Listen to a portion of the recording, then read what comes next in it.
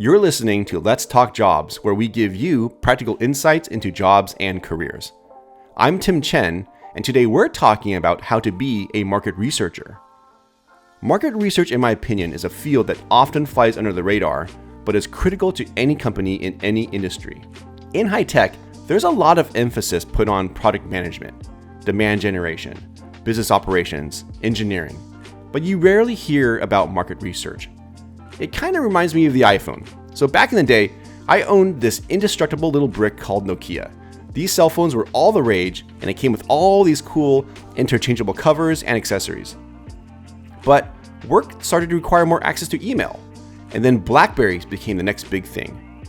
So when the iPhone first came out, I looked at it as pure luxury, until I got one. Then, like everyone else, I never looked back, and I can't imagine life without one. So to me, market research is like that. With it, you can identify market trends, you can gain insight on your competitors, and you can hear directly from your customers about what they actually want by testing new products and services. So if you've ever considered a career in market research, then this episode is for you. We're going to sit down with Tony Tong. He's a senior market research manager at LinkedIn. Not only are you going to get a day in the life of a market researcher, but you're going to get some practical insights on several topics, including when to use primary, secondary, qualitative, and quantitative research, how insights influenced major product decisions at LinkedIn, and how to start a new career as a market researcher. All right, let's get started. Today, we're talking about market research, and joining us is Tony Tong. Tony, how are you doing? I'm doing awesome. Thanks, Tim. Tony, I don't want to make you nervous. I've actually truly been looking forward to this conversation because I'm a huge fan of market research. Like companies, we always say that we strive to be customer centric, where we put our customers first. But you don't really know if you're succeeding in that if you don't hear the voice of the customer. And that's kind of where someone like you in market research comes in. So can you tell us a little bit about what you're doing for market research, how long you've been doing it, and then how it relates to LinkedIn? Yeah, absolutely. So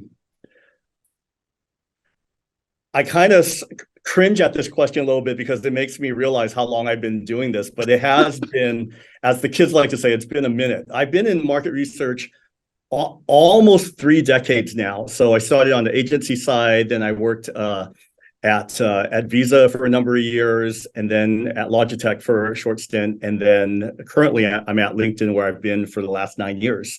So that's a quick journey. We're seasoned vets, as we say, right? That's right. Cool. So can you help us understand, and you can use maybe LinkedIn as an example, but what is market research, and what objectives or questions are you trying to solve? And then what are the common types of market research you do? Yeah. So very simply put, market research is essentially trying to understand what, so I'm going to use the word members because at LinkedIn we talk about members, but if you are a company, you might talk about your customers or your consumers, whatnot. So at LinkedIn, basically, in terms of market research, we're trying to understand what our members, what their needs are, what their attitudes are towards certain things. And that's really to help kind of inform 2 major areas. One is like products that we build, and then 2 is like marketing, how we market to members. And so in terms of market research, at the end of the day, what I'm trying to do is help LinkedIn understand like the needs of our members in terms of products and how and what that experience on LinkedIn is like, and what kind of tools resonate with them versus what tools that some engineer might want to create, but it's not really resonating with members. And so we try to steer basically our products towards being products that are actually useful for our members. And so that's from a product standpoint. From a marketing standpoint, I also support marketing. Actually, my core stakeholders are typically PMMs, product marketing managers. And so a big part of their job is just trying to understand how to best market to members, what kind of messages like resonate with members. So I'll give you a very quick example. One of the things right now that is new on LinkedIn is this whole idea of verification. So LinkedIn, maybe like a lot of social media platforms, maybe less so than other social media platforms, but one of the things that LinkedIn struggles with is sometimes we have people who are not who they claim to be. And so Mm, this idea of verifying like who you are, the fact that you work at Netflix or you work at State Farm, what have you, mm. basically verifying your employment and as well as verifying who you are.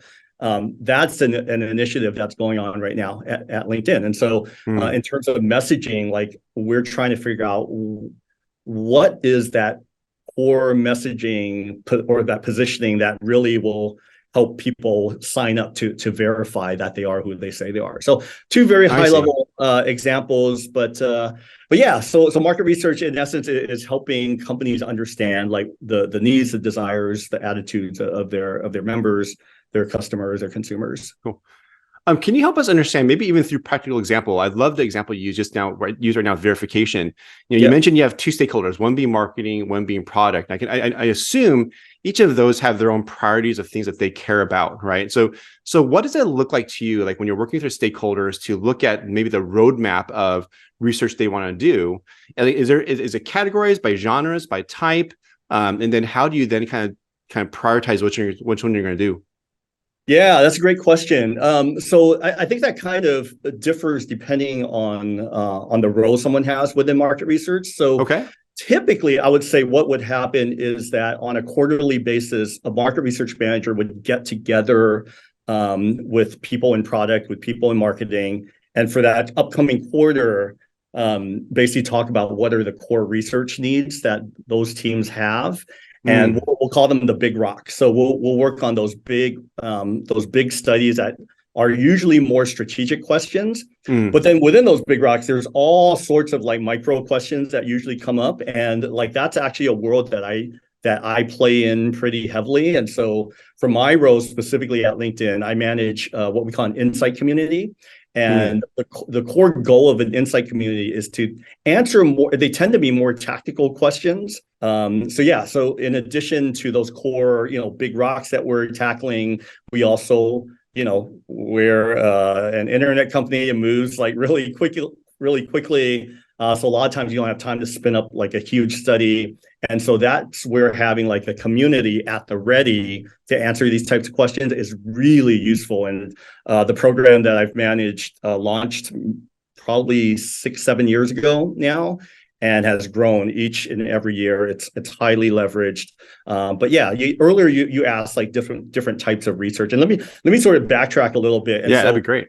what I'm talking about right now is called primary research. There's a whole nother world called secondary research. So if you're familiar with like organizations like Forrester or Nielsen, Hmm. they do what we call secondary research. And the difference between primary research and secondary research is I'll go back to like Netflix as an example. If you're Netflix, one of the questions you might have is like, hey, what are the trends like in streaming? And that's a very big question that maybe a lot of like maybe Disney Plus has those questions, Hulu has those questions. So someone like Forrester may have already done studies about like the landscape of like streaming media, right? So Hmm. that's secondary research. That's basically research that's broadly applicable.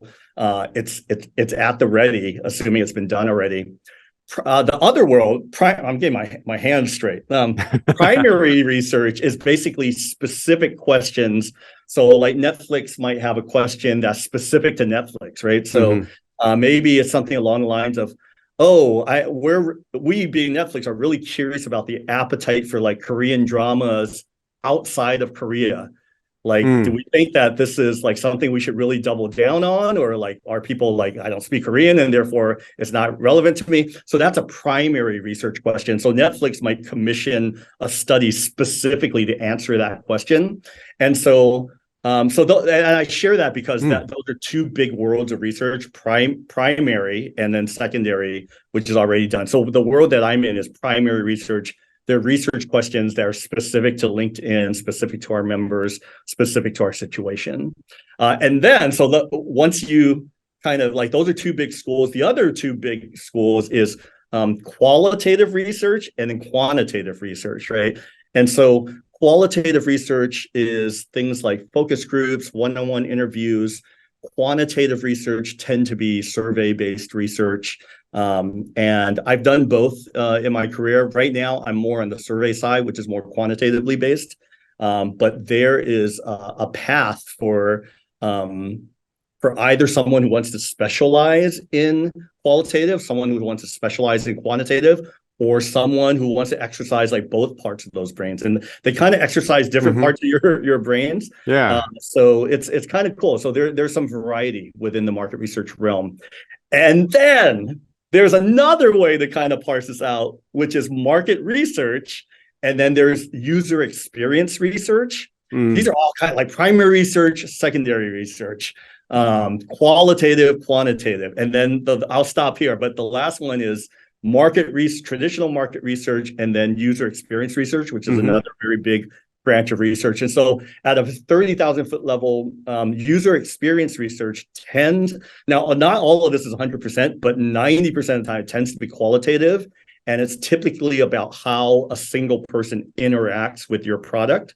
Like, if I click this, what do you think is going to happen? Is this button in the right place? Like that sort of thing.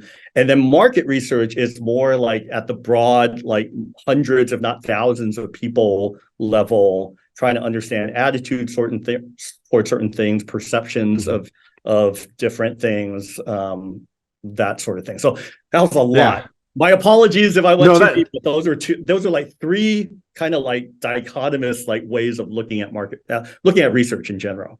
Yeah, I appreciate that, because that's so important. And I'm thinking about like, companies like LinkedIn that are large, you can afford to have all the disciplines, right? And I think the smaller you go, I'm thinking even my previous companies, like they would double down in certain areas and try to skate by on the other ones, just based on, again, maybe feedback from customers. Maybe that's enough for the kind of usability piece of it, and they kind of focus on something else. So I definitely see the need, ideally, to kind of double down on all of those, because again, they give you such different insights, can drive business decisions that ultimately impact the customer. And so I appreciate that.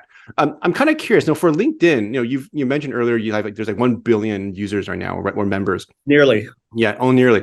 So obviously, like when you're running a test, like typically, what is your size, your pool, and how long does it normally take you to reach statistical significance based on whatever research you're conducting? Yeah. So like in the community that I manage, and then even outside, like for the other market research managers, usually at the very minimum, you're talking about like 100+ people per segment to reach statistical significance, to be able to make some broad statements. Obviously, the more the better, and the more confidence you have. But usually at the minimum, we've got about 100 people per segment that we're trying to make statements about.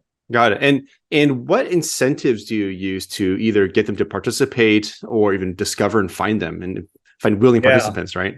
Oh my goodness. So yeah, that's such a great question.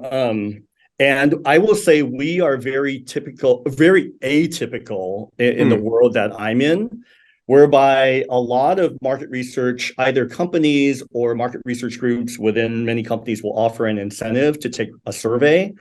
So we in this community, there's no monetary incentive. And so the way we've positioned the community, like if you want to join the community, it's a very like reciprocal relationship that we have with them. And so the idea behind the community is that they share back with us their feedback on like some new product idea.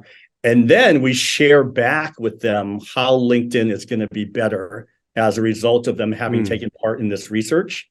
And so really their payment is knowing that they're having an impact on their experience on LinkedIn. And this is, I would say it's unique. I wish it was not so unique. I really think that is one of the ways that market research can thrive. And I think that's one of the things that the industry needs to strive more for, is not so much like paying people $5-10 for their time, because what we don't want at the end of the day is like a professional survey taker that's just going to give us like, five.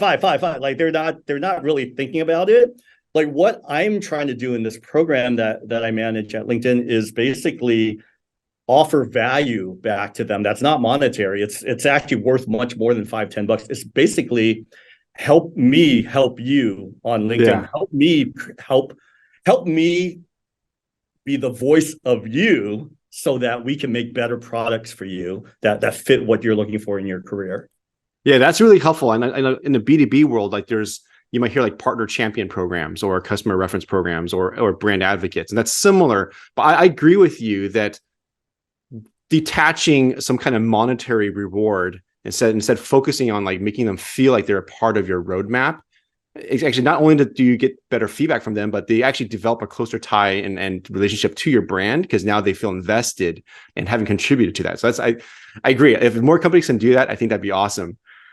Now, opportunity kind of fucks your muscles though here, Tony. Like I personally know you and how like awesome you are. Can you give me some examples of some really big wins you've had that whether influenced major strategy or decisions within a company, or maybe even from a product side, influenced or implemented major product feature? Yeah. Oh my goodness. Like, wow. I just came back. I'm sweating a little bit, not because of this interview. I love like talking to you, Tim. I actually came back from a Muay Thai kickboxing class that I'm taking man.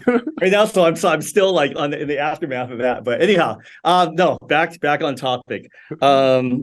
I've got two examples I would share with you of things that I'm proud of in terms of how talking to our members actually shaped what LinkedIn did, hopefully for the better. And so about a year ago, LinkedIn was trying to break out of this idea that it's all of like LinkedIn has to be all about work, 100% about work. And what we're trying to do is trying to be more holistic in terms of, yes, we never want to be Facebook. Like, let's get that like out of the way, right? We do not want to be Facebook, but we recognize that like there's a whole bunch of stuff operating like on our periphery that affects our careers, affects our work lives, right? And so one of the studies that I did was basically about what types of content do you want to see on LinkedIn? And so in addition to those things that you might expect, like interviewing tips or negotiating tips or networking, guides or things like that, there was a lot of things that were kind of like on the periphery of like your professional life. And one of the things that one of those items was mental health. And so mental health, amongst like a whole bunch of other things that were not traditionally professional topics of discussion on LinkedIn, that was the one that really came out as being an area where our members wanted to talk about that and gave LinkedIn permission to talk about that. And so it was awesome. So like our editor in chief, Daniel Rothgott, was very interested in these results, being the editor of content on LinkedIn.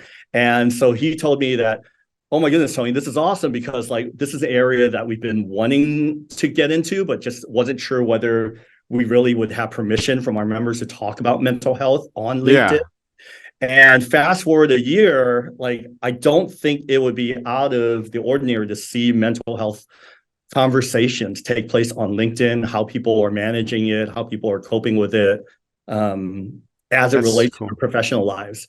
And so that was based on a study where I don't know that we would have dared to venture in that area had it not been the guidance from our members through the community study that talked about that, where they shared that they were willing to see that conversation, to participate in that conversation. So that's one example that I'm pretty proud of in the last year. And that's an example where member feedback gave us permission or gave us the go ahead to do something. I'll share another example. This is actually the opposite, is where we chose not to do something because members said that is not what we wanted to do. So the context for this next example is this idea of sharing your thoughts on LinkedIn anonymously. And so at the time we called this like masked identity, right? So the idea behind it, the positive idea behind it is that someone may not be willing or brave enough to share their thoughts for risk of cancellation, or their boss seeing it, what have you. They're just not comfortable sharing some thought on LinkedIn. And so the idea is like, hey, what if we gave members the ability to share this anonymously? And so one of the things we've been doing within the Insight community is a lot is concept testing, and concept testing in a very consistent way so that we have a benchmark in terms of whether 62% of audiences liking something, is that good? Is that bad? And so we have like a benchmark of like the average concept. And so anyways, this whole idea of being able to share anonymously was our lowest performing concept to date. And so it was a very clear sign that, while I think we all understand the rationale behind it, it's something that our members like no. And the number one reason, as you might guess, is that they did not want LinkedIn to turn into Reddit, where people like are free to say whatever they want to say without recourse or without a second thought. And so that's an example of where like market research saved us from going in a direction that maybe we may have without member guidance. Yeah, I think I would have agreed with that result as well. I think I would have voted the same. Like the unique thing about LinkedIn is like taking ownership of what you say, and that kind of representing and reflecting on you as an individual, usually hopefully for the better, right? But can obviously go the other direction, and being able to like do it in a masked way can result in a lot of content that's probably not maybe even professional on this network. Yeah, like very much of LinkedIn is all based on the reliability of your profile, right? You are who you say you are. You're proud of what you're saying, what you're putting out in the world. So I think this kind of went against that. Cool. So talking back about just the fundamentals of market research, can you help me understand what skills do hiring managers look for, or skills that someone brings to the table that are paramount for succeeding in this role? And I'm kind of thinking about different kind of people, right? There's that one audience could be someone who is maybe looking to transition into market research and trying to figure out, do their skills translate to maybe an entry-level role? And there's the other side of it, which is like you're a practitioner and you're trying to become an even more seasoned expert. So can you kind of help us kind of get kind of lay of the land of what to look out for?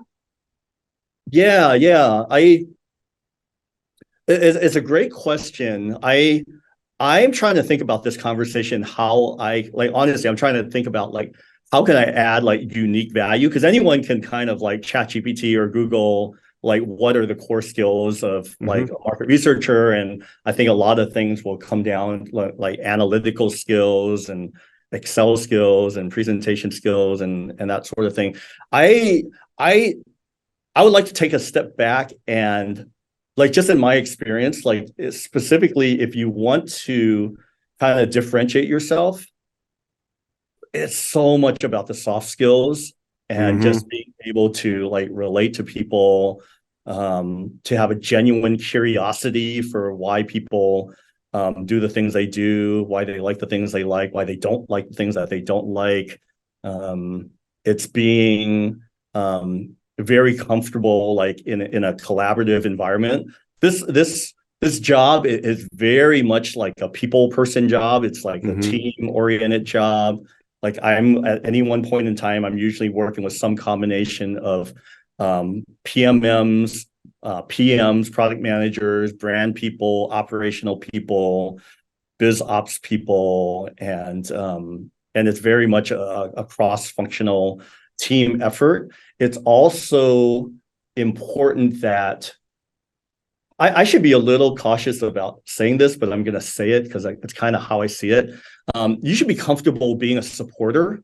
At the end of the day, you're very much in a supportive function of like product and marketing. You're trying to help product shine. You're trying to help marketing shine. There's moments for you to shine as a market research expert as well, but ultimately you're part of a greater team. And so I think like it's this whole being comfortable with that, being like the place where you want to be, where you're kind of wired that way. I think it's helpful.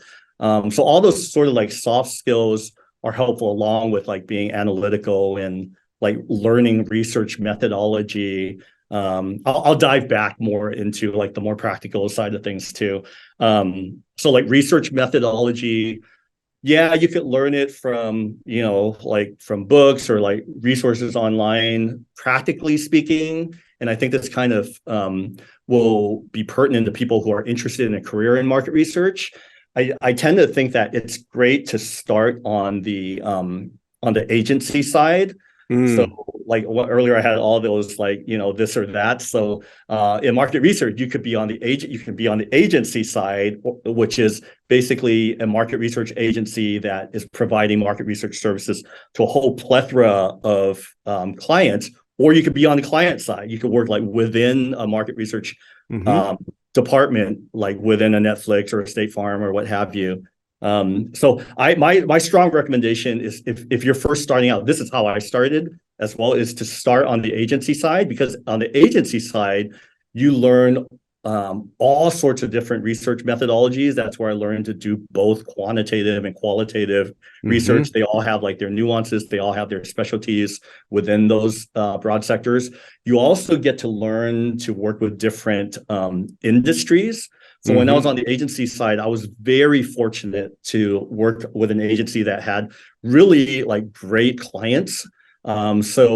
At any one point in time, I was working with like Microsoft and EA and Adobe, but at the same time, I was also working with Pillsbury Mm-hmm. and Dryer's ice cream, and then like a whole other sphere with all sorts of like Yeah. insurance or visa or finances or something like that. So I highly suggest like starting out like on the agency side if you're able to, because that's where you could really Yeah.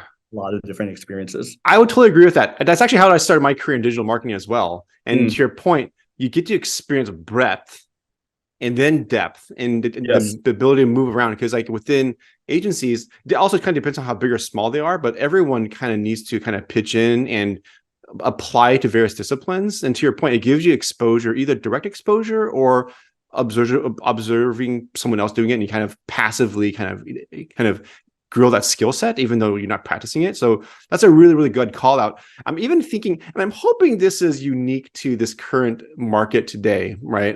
But like right now, like leveraging external resources versus hiring for internal. There's obviously the current economy is harder for people to hire dedicated market researchers. So you might just naturally find more opportunity on an agency right now as it is. Again, I'm really hoping that this market kind of turns itself around, but that's kind of where I'm seeing a shift.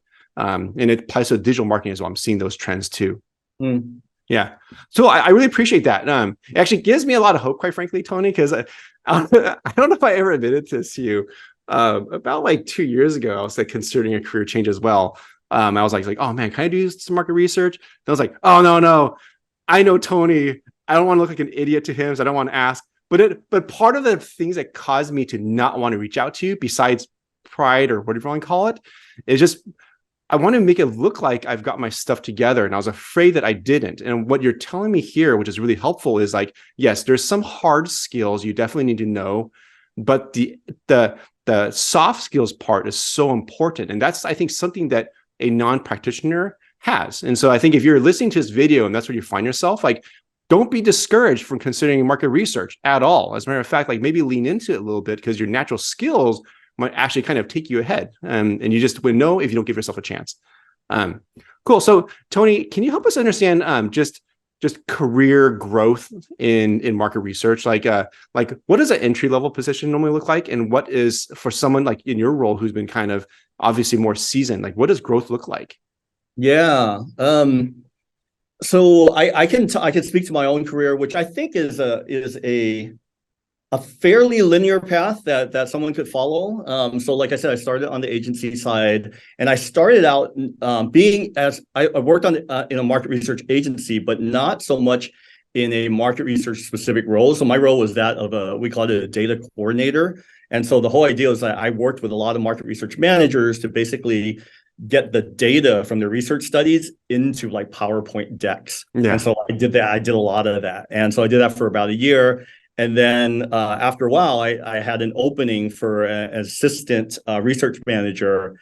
And obviously, just me kind of marinating in that world for a while. Like I became an assistant research manager, realized that I loved it. Like I was very much in my sweet spot. And that by sweet spot, I mean, I'll take you back to college real quick. I didn't declare a major until I think my junior year. And I knew I wanted to do something in marketing, but I didn't feel I was creative enough to do marketing. But I also knew I loved my psychology classes. Mm-hmm. So market research and psychology and marketing kind of like fits it kind of becomes market research. Yeah.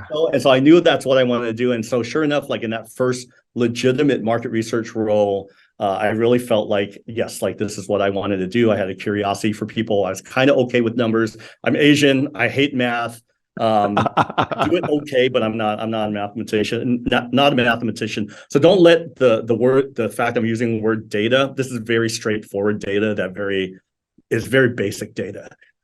So from being an assistant research manager, I became research manager, and then from the agency side, I went to Visa, where I got to experience life on the client side, which has a lot of benefits. So in terms of growth, I would say, my apologies if I'm jumping back and No, forth. this is perfect. You're doing great. One of the things that what growth may look, one of the dimensions of growth is how much visibility do you have to the person actually making use of your data and the insights from your studies? So like when I was a data coordinator, I had zero visibility. They hid me in the back room in a corner somewhere. And then as an assistant research manager, I was like the silent person in the room. So like the research manager is interfacing with the client. I'm there like taking notes, doing the best that I can, not to look like a fool, not to say anything stupid. And then when I became a research manager, then I like had amassed enough knowledge, enough confidence to be able to talk to the clients. And then when I became a senior research manager, that's when I made the jump from being able to talk the language to being able to consult and to basically translate like their business questions into research solutions. So earlier, like let's say we were working with Netflix, and Netflix had the question of, hey, should we double down on Korean content like outside of Korea? And so me as a research manager, I would have to come up with like the proper research solution. Is it primary research? Is it secondary research? Is it quantitative? Is it qualitative? And then like so on down the line. And so I would be able to like consult on that. And then so from there, I left and went to the client side at Visa. And then when you're on the client side, you're even closer yet to the people who are acting on it, right? Because on the agency side, you may be working with a market researcher at the client, not even the people who are making use of that data. And that study. And so when you're on the client side, you're working with the PMMs, you're working with the product, the people who are making the products, you're working with the people who are basically implementing the studies that you're executing on. And so I would say that's probably one dimension. It's the one that's most apparent to me. It's just kind of like how removed or how close at the hip are you to the people? How much of a partner are you to those people who are actually doing it and executing on the studies?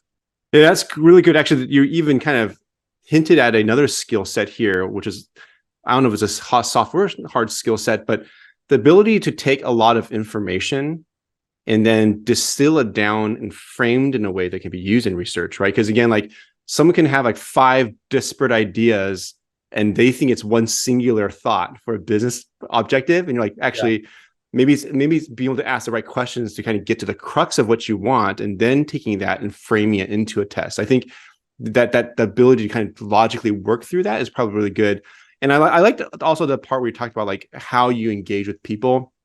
I think about even my own career, right? There's a lot of ways where you can show value to either a peer or a manager, right? One of them is like, because you sit so close to the data, to the research, providing value could look like, hey, I've noticed something else in the data that might be worth looking at, or have we considered this? Or when someone comes to you with a research idea, maybe as you kind of help them qualify or substantiate the request, maybe there's a different way of looking at it. And those questions, while they may not become executed upon, like that sets you apart as well, right? That's providing value. I think those are the kind of thinking mechanisms or skill sets that I at least look for when I'm looking for direct, for even junior folks. Like if they show that, I'm like, oh, that's like kind of rock star quality because you're coachable, right? And I think that attitude is important.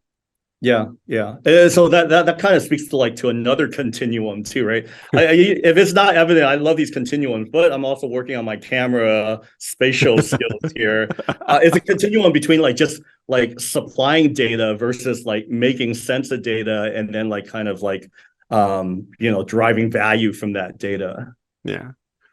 Cool. So just question, maybe closing question for you is just like, if you think of a typical person maybe who's trying to consider a new career in market research, like you should consider market research if blank, or maybe you should not consider it for blank. Like what would those look like to you? Yeah. So I think first and foremost is just like a natural curiosity for human behavior. I think more Mm, because at the end of the day, a lot of this is just being intellectually curious about why people think the way they do. So that's part of it. So intellectual curiosity. Earlier I talked about like the team orientation. You're part of like a broader team to accomplish something. You're not like a sole like lone ranger rock star mm, out there. You're part of a collective effort. So it's good for someone who functions that way and is mm, comfortable in those environments. You have to be a good communicator, both verbally as well as written. There's a lot of like communication, presentations, that sort of thing. So like communications, and that's not just market research. I think I'll serve you well mm. in any discipline. I there's probably a ton more, but I would kind of stop Cool. there. Yeah. I think it's good. It's really helpful.